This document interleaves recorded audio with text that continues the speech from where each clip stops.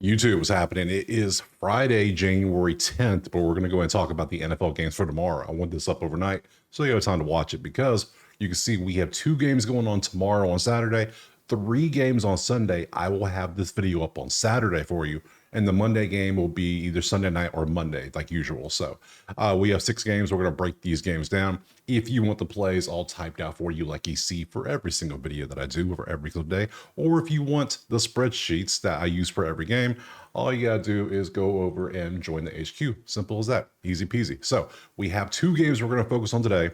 We're gonna break everything down from the props to the stats to the info, the schedules, everything we can find, and hopefully make some value in this one. So I try to have a green day. So let's go ahead and jump to the first game right now.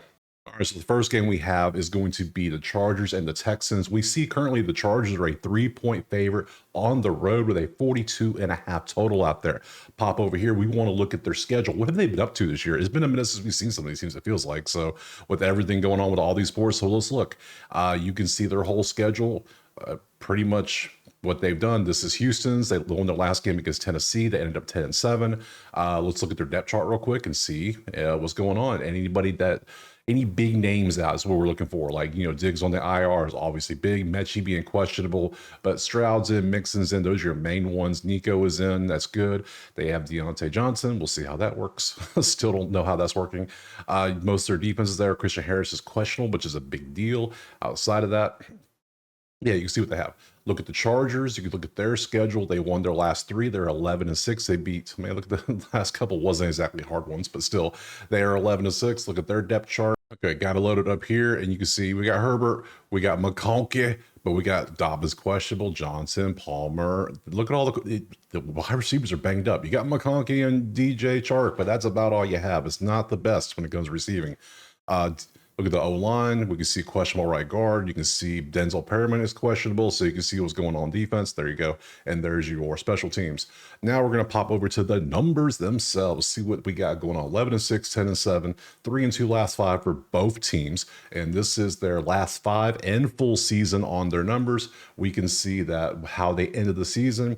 Houston was only passed. They were 28th in passing at 280, and Chargers were doing great at holding them to 320.8 on the actual, not passing, but just total yards overall. Passing was 173, running for, what was that, 106. Yeah, Houston has not been the best when it comes to the offense recently. Passing yards 173, passer rating was not good. Yeah, Houston struggled. C.J. Stroud has regressed from his rookie season. He's just not been good this year. Not great. We'll put him not great this year. We'll say that. Chargers, obviously, yeah. Herbert's been doing good. Passing defense has been doing good. Pass defense, so that's a Chargers advantage all day. Passing yards versus them, Herbert should be able to do a little bit something against that 18th ranked defense. Rushing wise, 20th in rushing versus 20th in run defense, so that cancels out. 19 versus 14, that cancels out. I don't really want to look for anybody to run the ball that much, especially with Dobbins being questionable for LA, and then Houston. I don't think Houston's going to be the lead much, which means Mixon's going to get game scripted probably. So if I had to lean away, I'm leaning probably McConkey, maybe Herbert, Chargers -3. Those are the main plays I'm looking at. I'm going to take 2 plays per game. I'm not going to do any more than that. So we're trying to narrow it down a little bit. We're not trying to go crazy. So it's playoff time. Anything can happen in playoff time. So let's bounce over here to the props and see what we have. So this is Outlier. Link in the pinned comment. You click it, you sign up, you get you a week for free of this awesome stuff. We're starting with the defense, kickers, all that fun stuff first. So last 10, you can see the kickers. He's 8 of 10, but he's only 3 of the last 5. That's not good. Henley, 8.5 tackles, assists, 7 of 10, but only 2 of 5. Not good. Dicker the kicker, same, 70%, but only 3 of 5 on those last 5. So no one's been really great recently, but for the last 10, they've been okay. So I'll show you all these, but just know it's not the best numbers. Okay, so yeah, you had a couple hooks here, but then you made back-to-back 4s. With them not being able to, with them being limited at wide receiver so much, it makes me think they can do this. Like, he's averaging 2.2 over the last 10 whole season. You can see what he's done. He's averaged 2.29. If he does his average and we take this, we win. That's all we got to do. Let's see. Henley tackles assists. Yeah, see, He was doing great all season or the last 10 games and also just fell off here. So back to back, this nonsense is gone. I'm sorry, can't do it. And then same with you. You went from 0 to 1. I just don't trust Houston's offense. I just don't do it. I feel better about Cameron Dicker for sure to get that. So he probably will be a play. Let's look at the QBs. Let's look at you got Stroud, 60 and 40 is not good. Herbert, 60 and 50 is not good. I don't like those numbers at all. Not even close. If one of those was green, I might look into it, but since they're both yellow, so we're going to ignore those. Running wise, Gus Edwards is the man now. His numbers look great, but I mean, 20.5, that's his whole number. Dobbins is still 59. He's questionable, but he's getting this line. He's probably going to play. I mean, we could get Gus. Hold on, let me look at this injury. Pop back with me. Let's come back over here. Let's look at the injuries for LA and let's see if we have an update yet. Let's see. Quentin Johnson, don't care. Dobbins, questionable. That's all we have is questionable. That helps me none. What are you doing? That tells me nothing. We could take Gus Edwards. He's been doing great. Let's open him up a little bit, take a little peek at what he's been doing. He had 68 last game. That's pretty damn good. He's averaging 33.9. If he does his average, we win. That's all we got to do. So that's a potential play as well. Let's look at the receivers. You got to look at McConkey. Who else you going to look at besides McConkey? I mean, come on, Robert Woods. You really want to bet on Robert Woods to get 10 yards? I'd rather take McConkey to get 70 because that seems like something he would do. And he's done it 7 out of 10 times. He's averaging 88.4. The number 70. I feel good about that too. So I said I'm going to take 2. I might take 3 plays. I might take 3. Okay, so I like Dicker the kicker. I like McConkey. I also like charges by 3. I'm gonna say that much. I like both. So, but I think with them being so beat up in the receiver area, I think he's gonna have to get all the catches. If anything, what's his receptions? His receptions is 5.5. His yards is 75. No, there's a 69 out there. Yeah, 69.5. Make sure I get the right one. Don't give me the trash one. There we go. Yeah, I'm gonna take McConkey for sure. Let me pull up my playlist here. So we're gonna go. MC Conkey over 69.5 receiving yards. I think I'm going to also take Cameron Dicker to hit over 1.5 at GM. And then if you want, for the people that can't do props, I got you. Don't worry. I'm going to do a third one just for you. I'm going to do a third play, and it is going to be, Chargers -3. So it's going to be LAC -3. Now, total wise, what is the total? 43.5. Let's pop back and look at the numbers real quick. Do we like that at all? Their offense is just not getting done. I think I just trust the Chargers to do business, do work. You're -3. That's all we got. It's playoff time, baby. And you have more talent. I think they're better in Houston. I just do. I just don't trust. I do not trust CJ Stroud right now. I can't do it, especially the way they're playing. Look at it's not just last 5, the whole season backs these numbers up too. So it's like, yeah, I will say the team's been playing better. I don't trust Jim Harbaugh that much. I'll say that much, but still, hey, he's got him to the playoffs. So we'll go with that. So we'll take McConkey, we'll take Dicker the kicker, and we'll take Chargers by 3. Let's move on to the next game. All right, and the second game is going to be Pittsburgh and Baltimore. We can see Baltimore is a 9.5-point favorite at home with a 43.5 total. Might be a blowout. Who knows? Look at the schedules. Baltimore is 12-5, and they won their last 4 games. Now, given this wasn't the hardest stretch, but they did beat Pittsburgh in there.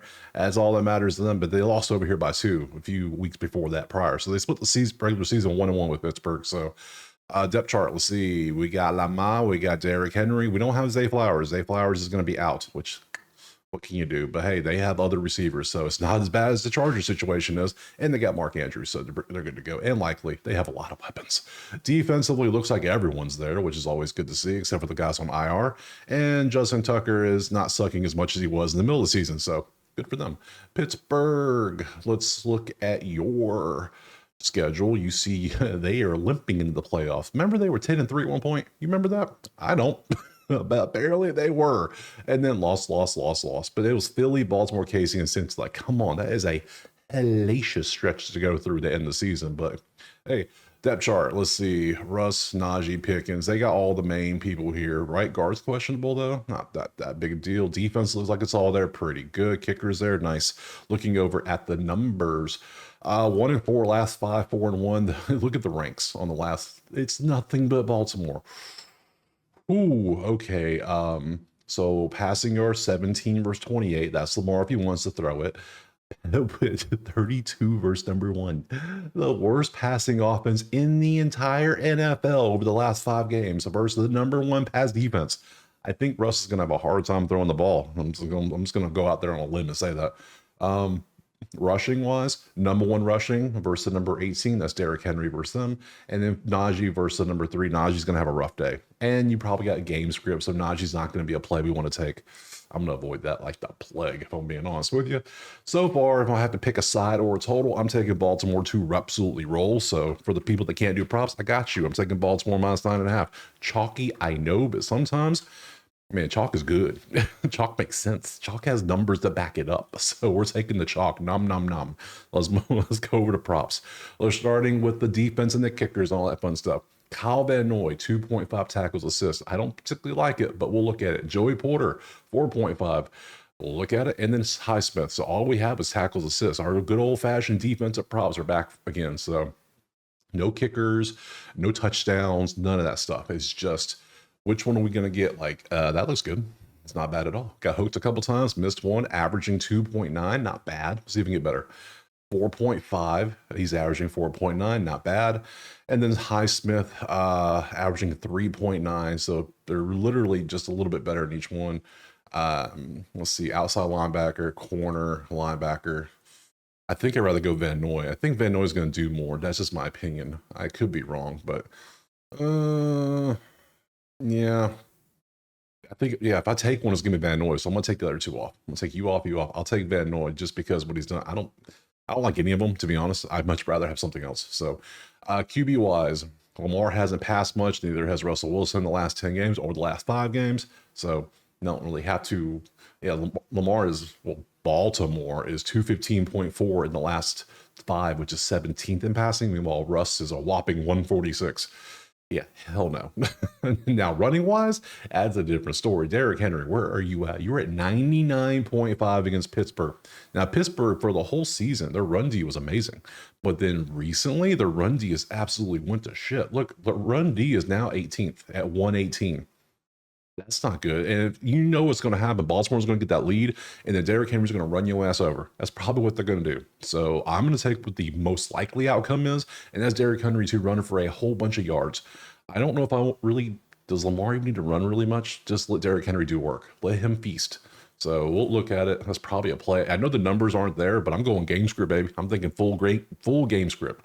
Hell, I just don't see Lamar needing to run much. So look at this, back to back. Pretty nice. Against last time he faced Pittsburgh, he ran for 162.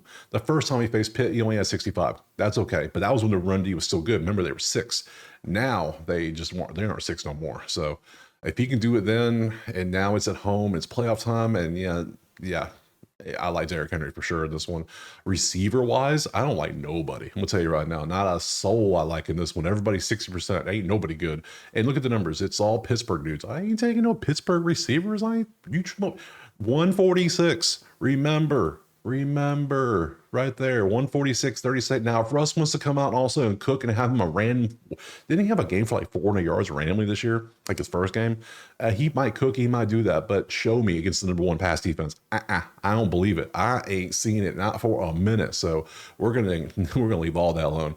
All other than that, let me trust the line. Let me sort the line out. Who has the highest number? Pickens. Oh, Bateman, Mark Andrews. I don't want to touch any of that. No, I'd rather just give Derrick Henry the damn ball and get out of his way. Derrick Henry. I guess we're going to say Van Noy because I don't like anything else. Who would I even take? Well, Russ's passing is literally at 206. And I don't trust. He's passing 146 average. That ain't good. Lamar's at 217. He's passing for 215. So if he does his average, we still lose. Not good. Derrick Henry's been doing work though, so we take that. I think so. We're going to take Baltimore. So let me pull it up. I'm going to take King Henry. Henry over. It's 99.5 rushing yards, which is absolutely wild against Pittsburgh. But hey, you saw what he did last time. So sometimes you got to do what you got to do.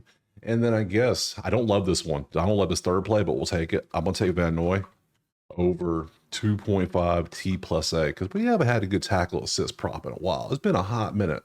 And damn it, I want to take one. So that gives me those 3 plays in that game. So that is it. We broke it down. So let's look at the schedule. Now we'll have these 3 Sunday games. I'll break them down tomorrow. I'll have a video uploaded Saturday sometime for you, and then we'll go from there. So I appreciate being here. Drop a like, subscribe, go to that site if you want all the plays typed out, and to become a member of the channel to get the access to the sheets. That's right. Other than that, I appreciate being here, and we'll see you tomorrow. Peace.